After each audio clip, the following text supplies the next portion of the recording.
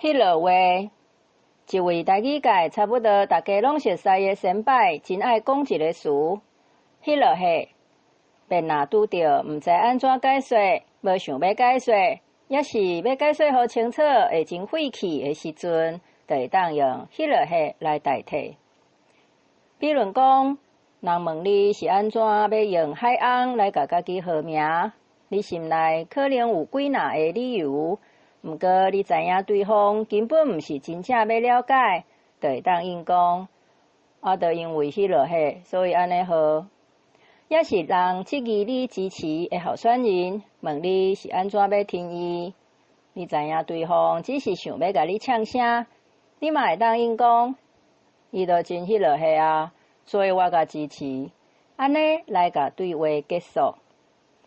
近来照讲是台湾上侪人使用的语言，因为外来政权的压迫，致使伊得要伫即块土地顶面消失去。甲在开始有真侪人要伊，想要甲救，嘛要求政府爱有作为的时阵，即个语言其中一个大问题，煞是伊的名称。咱袂认为台湾大学独占台湾2字，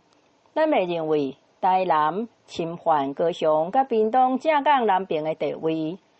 咱嘛袂质疑有几若种语言存在的英国是安怎干那英语会当叫做英语。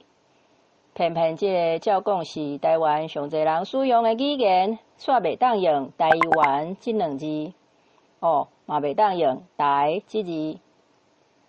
过去即个语言本身是禁区，即马即个语言的名字煞嘛变做禁区。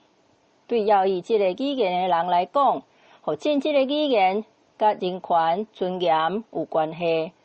但煞互人要求爱伫压迫者硬甲你改的名，甲相对弱势者因为讨厌你甲你号的名，其中选一个，无就是刷文，就是霸权。无安尼啦，过去咱叫伊迄落话，毋但免伫2个奥名内底选一个，嘛甲相对弱势者因为讨厌你甲你号的名，就活音了。